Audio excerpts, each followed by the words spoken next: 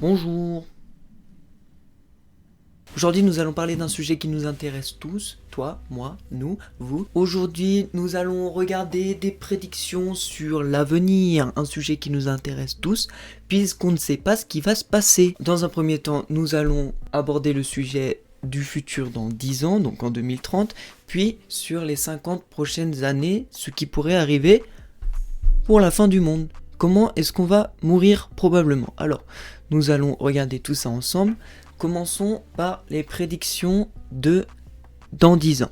Il y aura, d'après le site, dans 10 ans, d'après le site Business AM, voilà, un site français, il me semble. Donc tout ça, bien sûr, ça va être à prendre avec des pincettes. Abordons tout de suite le premier point. Donc en 2030, il n'y aurait plus de shopping, c'est-à-dire plus de shopping. Donc, en effet, les experts pensent que dans 12 ans, le shopping n'existera plus. Selon eux, dès que quelqu'un aura besoin de quelque chose, il l'empruntera. En effet, cela existe déjà aujourd'hui de façon moins poussée, puisqu'il est possible d'emprunter une voiture très facilement avec à Paris par exemple, ou en Belgique. En gros, ils disent que on va louer des trucs comme les trottinettes à Paris ou les vélos ou les choses comme ça, là, les choses où tu mets ta carte, un abonnement et tu empruntes. Mais je pense pas que ce soit possible pour les vêtements et tout ça. On va pas emprunter des vêtements avec une carte. Genre aujourd'hui, je vais à la borne à poil, je mets ma carte. Hop, bon, je choisis ma tenue et je l'emprunte pour la journée. Je pense pas que ça va être comme ça parce que sinon ça va être un peu bizarre. Après, deuxième point, le pouvoir des États-Unis diminuera. Donc ça c'est fort possible. Par contre, beaucoup d'analyses et observations sont d'accord sur un point. L'année 2030 marquera le déclin de l'Occident à la fin de l'hégémonie américaine. Je sais pas ce que c'est l'hégémonie. Donc en gros, ils disent que la Chine va prendre le pouvoir et que les États-Unis et l'Europe vont être en déclin. Les Chinois ils sont déjà en train de prendre le dessus, hein, on les voit, ils sont partout, ils ont tout, voilà. Du coup, je pense que ça pourrait être totalement vrai. Et là ils disent qu'il y aurait moins d'hôpitaux. Donc ça je pense pas, même si ils disent que grâce à la recherche, etc.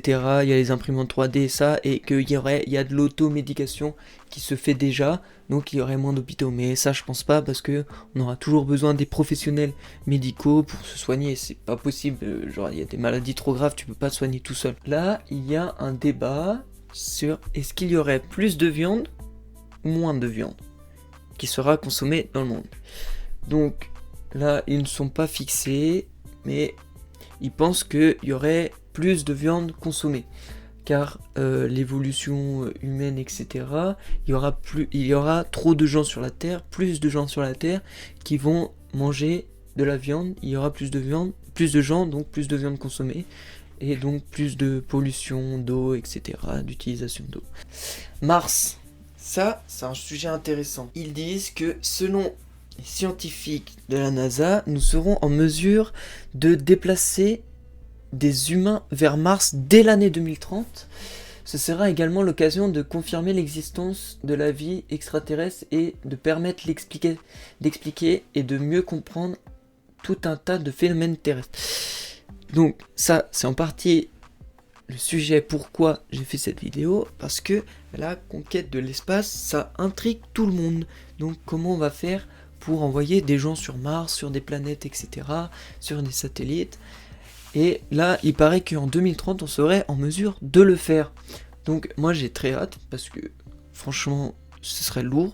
Et puis on pourrait enfin découvrir des millions de choses. Ça va être hyper intéressant. Donc ça, c'est un des sujets qui m'intéresse beaucoup. Deuxième sujet qui m'intéresse beaucoup, c'est la fin des écrans. Ils disent qu'en 2030, la technologie Live Fight Display, en quoi cela consiste, la Fight Field Display? Il s'agit en fait de projeter des images en 4D directement dans notre rétine, donc avec des lunettes, etc.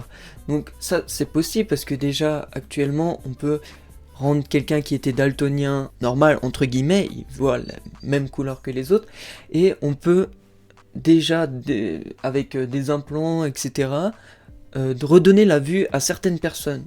Donc je pense que ça, c'est fort possible, mais je suis pas sûr que ce soit utilisé pour enlever les écrans, etc. Genre, on aura toujours besoin d'un truc pour toucher, je pense on aura toujours besoin du toucher. On pourra pas, genre, être là dans les airs et puis rien toucher. Enfin, personnellement, je trouve ça bizarre. Je trouverais ça bizarre d'avoir une image qui soit projetée et puis qu'on bouge avec nos mains, mais on ne le touche pas. Point suivant, c'est une avancée génétique. Donc, en 2030, ils estiment que l'homme serait capable de beaucoup mieux manipuler les gènes. Donc, on pourrait améliorer la race humaine. C'est-à-dire que on pourrait retirer certains gènes qui ne sont pas bons pour l'homme et en rajouter d'autres, donner à nos enfants des gènes qui, par exemple, si tu donnes le gène ouais, il est fort en maths, et ben il sera fort en maths, ou le gène il sera fort en sport, il sera fort en sport, etc. On pourra manipuler totalement les gènes de nos enfants.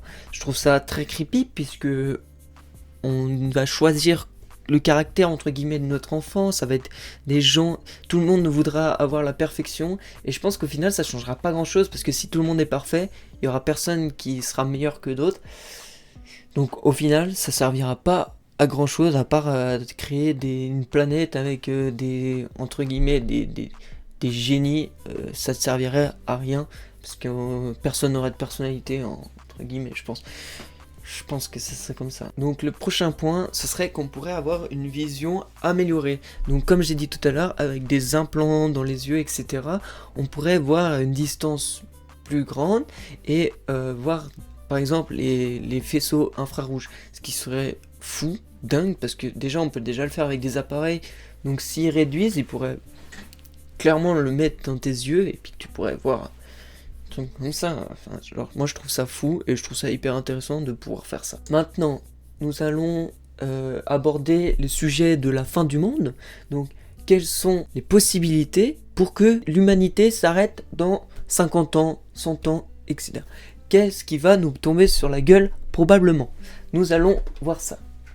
Donc, la première analyse serait une explosion nucléaire qui pourrait provoquer un hiver nucléaire, c'est-à-dire qu'avec une explosion par exemple de plusieurs centrales nucléaires, etc., il y aurait des particules de poussière dans l'air qui pourraient boucher la vue du soleil, donc les rayons du soleil qui pourraient être obstrués par cette poussière nucléaire, et ça provoquerait l'hiver. En gros, ça pourrait être un hiver, donc un drame incroyable, puisque tout ce qui pousse en été, etc., on ne pourrait pas l'avoir.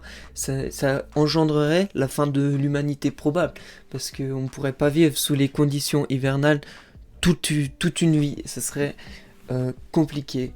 L'adaptation de l'humain, en plus avec les retombées radioactives des bombes nucléaires, ce serait le chaos total.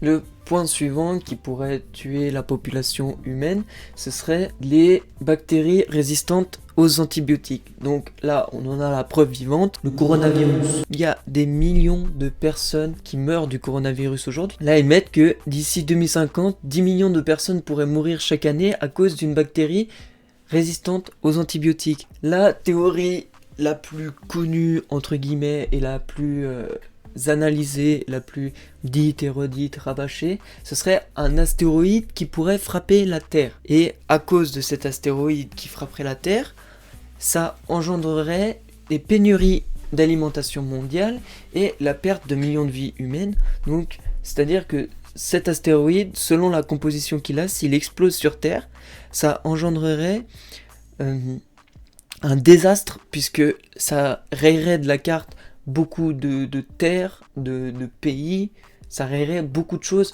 Donc tout ce qui est commerce alimentaire, etc., qui venait de ces pays, ce serait mort. On ne pourrait plus utiliser ces ressources naturelles et la Terre commencerait à se désintégrer, etc. Bon, il y a beaucoup de théories là-dessus. Je ne suis pas un professionnel, donc tout ce que je dis, faut vraiment prendre avec des pincettes. Moi, je suis pas un pro. Moi, c'est juste pour en parler parce que ça m'intéresse. Hein. J'ai juste envie d'en discuter. Donc voilà, vous pouvez donner votre avis en commentaire sur tout ce que je dis, évidemment, sans m'engueuler parce que je dis pas des trucs juste. Après, la théorie qui fait le plus débat dans le monde, c'est les machines intelligentes pourraient anéantir les humains si elles ne sont pas contrôlées. Ça, c'est sûr que c'est possible. Donc là, ils disent que les machines intelligentes pourraient poser un autre risque pour l'humain. De nombreux scientifiques s'accrochent à dire que l'intelligence artificielle pourrait arriver au même niveau que le cerveau humain dans les prochaines décennies et que des machines plus intelligentes que nous pourraient suivre. C'est-à-dire que la technologie va dépasser l'être humain. Et ça, c'est déjà d'actualité puisque Google, ils ont créé 2 robots pour qu'ils puissent discuter entre eux, etc., pour mettre au point des choses de la vie courante, etc. Et ils se sont aperçus qu'au bout d'un moment, ils avaient créé leur propre langue, c'est-à-dire qu'ils discutaient dans un langage codé que eux-mêmes comprenaient, mais les scientifiques n'arrivaient pas à savoir ce que c'était. Donc ça se trouve, les gars, ils se disaient « Wesh, Narvalo, tu peux me passer le sel, etc. » Mais tout simplement dans leur langue. Donc imagine tout ce qu'ils pourraient dire qu'on ne comprendrait pas et qui pourrait nuire.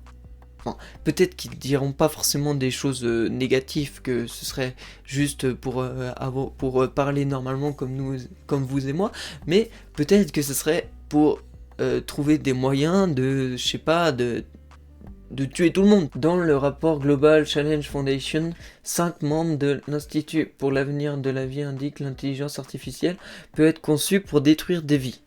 Et même si les machines sont programmées pour faire le bien, elles pourraient atteindre ces objectifs de manière nuisible. Il y a aussi un débat qui s'est posé avec Tesla, avec un véhicule autonome.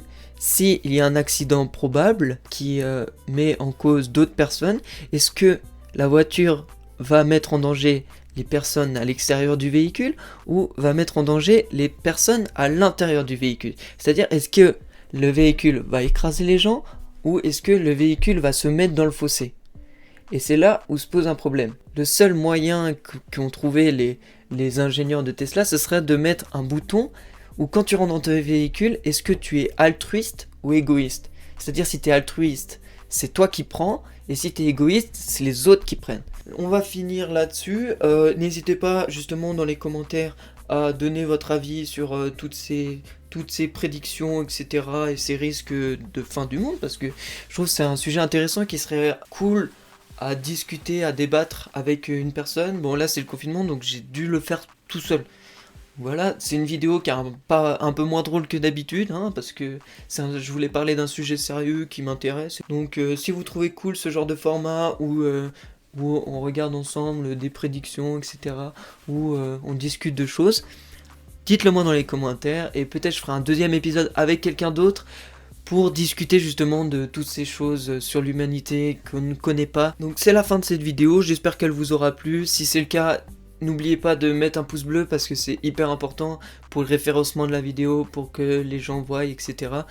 De vous abonner et d'activer la cloche des notifications parce que j'ai vu que dans mes statistiques, mes vidéos, les gens ne recevaient pas les notifications. Ça veut dire que les gens qui sont abonnés n'ont pas activé la cloche des notifications. Donc c'est hyper important si vous voulez recevoir toutes mes prochaines vidéos, etc. Si vous voulez recevoir une notification quand je ferai des lives, et forcément si la vidéo vous a plu, n'hésitez pas à la partager avec vos amis. J'espère que la vidéo vous a plu. Hasta la vista!